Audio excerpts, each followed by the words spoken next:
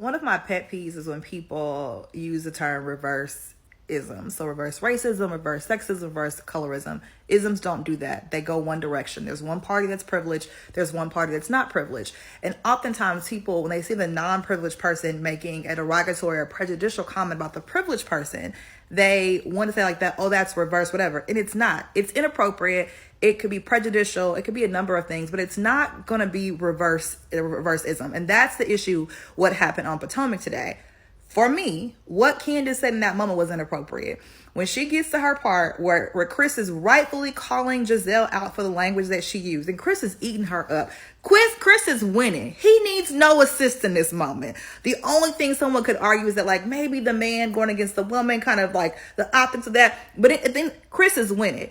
All he needed was a little, that's all he needed from Candace. But Candace decides to go in and opens this door for the reverse colorism conversation because she calls Giselle a white woman. Now listen, one thing I'm going to defend about black people, black Americans, or people that are descendants of enslaved people, even a Giselle and Robin, is that our history creates people that look like Giselle and Robin, who despite having only 30 or 40% African ancestry, our one drop rule has put them and all their ancestors in the category of black, and they strongly identify with that.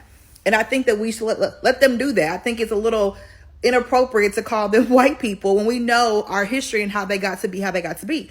So I can never co-sign with that. I do think what Candace was trying to say is that you're acting like a Karen. There was a better way to say that, but because none of them were equipped to have the colorism conversation, that's why it falls flat. And you have Wendy having to come out and be like, even Wendy saying, okay, girl, you went too far, too much.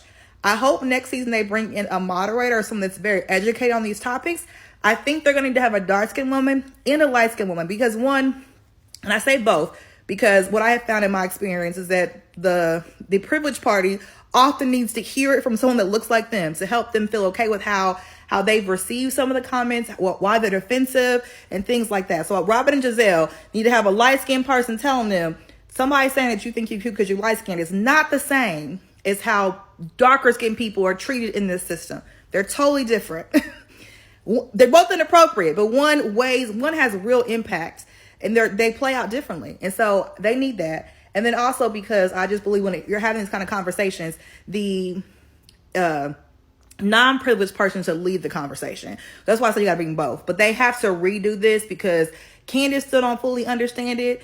Neither does Wendy, I don't think, and Giselle and Robin definitely do not understand this at all.